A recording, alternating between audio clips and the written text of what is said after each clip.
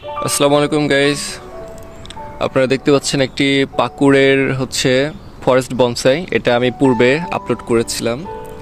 So এখন শীতকালের জন্য এটা কিন্তু ডরমেন্সরি পিরিয়ডে আছে, অর্থাৎ ঘুমিয়ে আছে গাছটা, যা দেখে বোঝা যাচ্ছে। তো এখন শীতকালের সময়, অর্থাৎ শীত শেষ শেষ এরকম ভাব। আজকে ফেব্রুয়ারি মাসের 7 তারিখ।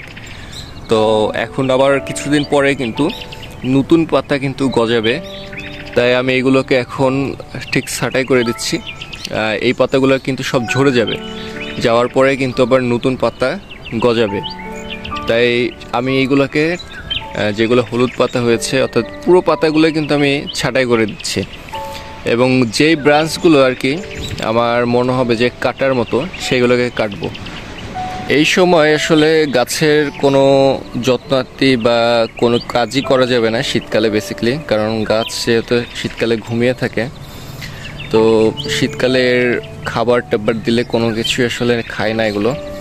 সব গাছ অবশ্য না, তবে কিছু কিছু গাছ সেগুলো কিন্তু শীতকালে কোনো পরিচর্যা বা কোনো কাজ করা যাবে না। যেমন এটা আর কয়দিন পরে কিন্তু অনেক পাতা আসবে, দেখতে খুব সুন্দর হবে। এখন আমি এগুলোকে সব ছাঁটাই করে দিচ্ছি।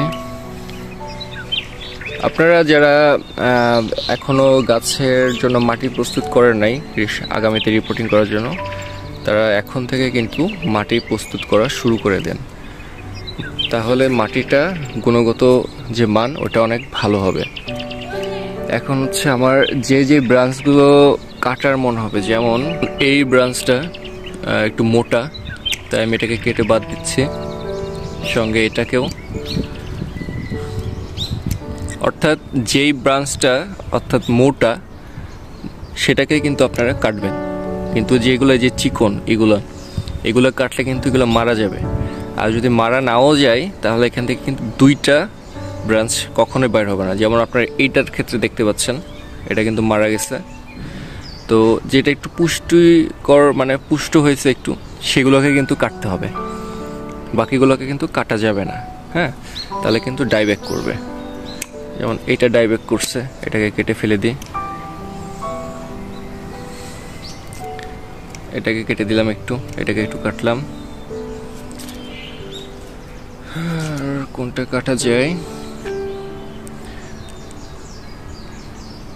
আর এটাকে কাটবো না, এই দুইটাকে আমি আসলে একটু মিডিলে রাখছি, যেহেতু এটা একটু উঁচা হবে, তাই খুব বেশি এটা কাটার প্রয়োজন নাই। এটাকে কাটলাম একটু, এটা কাটা যায়। এটা ডাইব্যাক হইছে, এটা ডাইব্যাকটা কেটে দিই। এটাও ডাইব্যাক করছে, এটাকেও কেটে দিই। তারপরে এই যে এইটা ডাইব্যাক করছে, এটাকেও কেটে দিলাম। এখন আপাতত পুরোটা কমপ্লিট হয়ে গেল। এখন দেখে মনে হচ্ছে কিনা একটা জঙ্গল মনে হচ্ছে না, ফরেস্ট ছোটখাটো, যেখানে সব পাতাগুলো কিন্তু শুকিয়ে গেছে। বাহ, মাশাআল্লাহ, বেশ চমৎকার লাগছে কিন্তু। সো আপনারাও কিন্তু এখন থেকেই এরকম পাতা ছাঁটাই করতে পারেন পাকুড় গাছে।